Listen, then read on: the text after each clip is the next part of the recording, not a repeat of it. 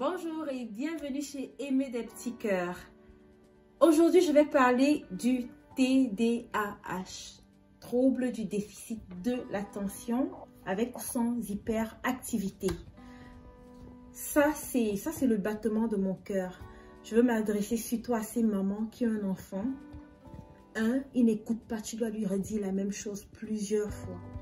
Plusieurs fois, tu lui redonnes les mêmes consignes, il les oublie tout le temps. Tu redonnes les mêmes consignes, il les oublie. Parfois, il se sent incapable. Il dit, je n'y arriverai pas, je ne peux pas, je ne suis même pas bon. Et généralement, quand ils vont jouer avec les autres enfants, on se plaint tout le temps. Hé madame, ton fils a fait ceci. Hé madame, en fait, c'est parce qu'il n'écoute pas les consignes. Quand on dit asseyez-vous, lui ne s'assoit pas, il court et on est obligé de lui crier après. Et c'est vers la maman qu'on se tourne parce que c'est elle qui est responsable de l'enfant et on suppose que si il n'écoute pas, c'est parce qu'elle ne fait pas son travail, c'est parce qu'elle ne tape pas, c'est parce qu'elle ne brime pas, c'est parce qu'elle ne fait rien, elle est molle, elle est faible. Pourtant, cette maman, elle est dépassée par les événements. Elle fait tout ce qu'elle peut. Elle donne les consignes à l'enfant, elle répète. Des fois même, elle dort tard parce qu'elle est en train d'aider l'enfant à faire les devoirs, mais l'enfant ne comprend toujours pas.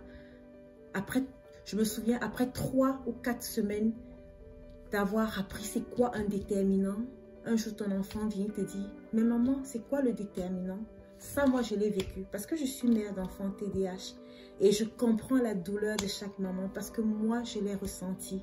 Quand tu te sens accusé par les gens autour de toi qui pensent que tu ne veux pas dresser ton enfant, qui pensent que tu ne veux pas bien l'éduquer, alors que tu es en train de faire tous les efforts, mais ça ne marche juste pas.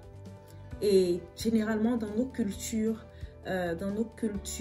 féministes ou masculines, je dirais plus masculines, dans nos cultures collectivistes, c'est la société qui juge intéressant et bon d'éduquer ton enfant. Alors c'est chaque enfant qui va venir, c'est chaque personne qui va venir taper ton enfant, c'est chaque personne qui va venir le gronder, c'est chaque personne qui va venir le discipliner parce qu'on estime que tu es incapable de le faire. Maman, je comprends ta douleur, je comprends ta douleur et je veux d'abord te dire aujourd'hui, arrête, protège ton enfant, fais comprendre aux autres avec beaucoup de bienveillance, de gentillesse, qui ne sont pas tenus de brimer ton enfant. Ça t'épargnera déjà un très grand stress. Et ceux qui estiment que tu es trop faible, que tu es trop molle, que tu es incapable d'éduquer ton enfant, c'est leur problème. Ne t'en préoccupe pas. Il est important que tu sois bien et épanoui pour élever tes enfants. Il n'est pas bien que tu sois toujours dans les pleurs, dans la tristesse, dans les critiques, qu'on te critique, qu'on te reproche plein de choses. Parce que sinon, tu vas le déverser sur tes enfants. Tu vas te retrouver par exaspération en train de les taper, en train de les battre, alors qu'ils sont juste en train de vivre leur vie d'enfant qui n'est que normale. Alors, je reviens à l'enfant TDAH. Ça peut être avec hyperactivité ou sans hyperactivité. Mais toujours est-il que c'est un enfant lunatique. Il est très souvent dans la lune. Parce qu'il pense à beaucoup de choses en même temps. C'est comme en Allemagne, par exemple, on ne dit pas hyperactivité, mais on dit hyperréceptivité. Parce qu'il reçoit des signaux de partout. Vous savez, toi et moi, nous pouvons communiquer de façon intense malgré tous les stimuli qu'ils peuvent avoir autour de nous. Je peux parler avec mon mari, je sais que la télévision en marche, je sais que la voiture est dehors, je sais que les enfants jouent, je sais que la nourriture est au feu. Mais un enfant TDAH, un enfant hyper réceptif, tous ces stimuli sont très très élevés pour lui.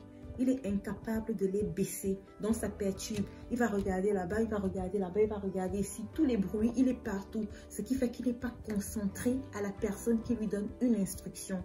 Et c'est pour ça qu'on a tendance à croire qu'il n'écoute pas, parce qu'il est mauvais, ce qui est faux.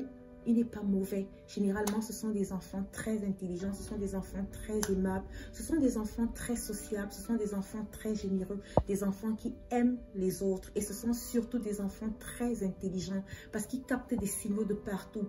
Ces choses que nous ne voyons pas ou alors que nous étouffons, eux, ils les voient et ils comprennent très vite beaucoup de choses. Ils sont très doués, très intelligents. Alors, maman, je vais te dire aujourd'hui, sache que ton enfant n'est pas un raté, ou alors sache que ton enfant n'est pas un têtu, sache que ton enfant n'est pas là pour te vouloir du mal. Si tu as un enfant qui n'écoute pas, qui ne respecte pas les consignes, à qui tu dois répéter la même chose plusieurs fois, l'enfant qui court partout, à table, il fait tellement de dégâts, tu as l'impression qu'il est maladroit. Pendant que vous faites les devoirs, il se retrouve sous la table. Pendant que vous mangez, il bouscule un verre d'eau et ça crée un dégât sur la table. Encadre ton enfant, encadre-le et évite surtout que les autres viennent te dicter la façon de l'élever. Et ça, c'est le premier conseil que je donne aux mamans d'enfants TDAH. Et ça marche toujours. Surtout les petits garçons. Ça arrive toujours très souvent avec les petits garçons. Les petites filles, c'est généralement le trouble du déficit de l'attention sans hyperactivité. Elles sont lunatiques. Elles sont toujours dans leur bulle, dans leur monde. Mais avec les petits garçons, surtout dans les cultures collectivistes, c'est tout le monde qui va venir le taper, le taper, le taper. Ou alors tout le monde va venir l'accuser. « Hey, ton enfant a fait ceci, ton enfant a fait ceci » pour te mettre à bout. Et la maman étant à bout de toutes ces accusations, elle se sent obligée de réagir.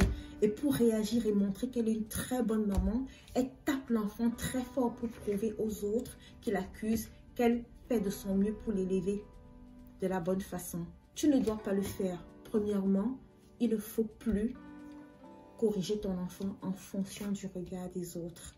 Non, au contraire, les autres doivent savoir que tu es là pour ton enfant, que tu le protèges et que tu veux son bien. Parce qu'après tout, chacun rentre chez lui, dans sa maison, avec ses propres enfants. Ils vivent bien. Et quand ils veulent corriger leurs enfants, ils le font dans la chambre pour ne pas blesser, écorcher l'estime de soi de leurs enfants. Mais quand il s'agit du tien, tout le monde veut le punir en public pour détruire son estime de lui. Alors, ne cède pas à cette pression de l'entourage. Aime ton enfant, encourage-le et encore plus devant les gens qui le critiquent et le condamnent. Que Dieu te bénisse abondamment. Je t'aime.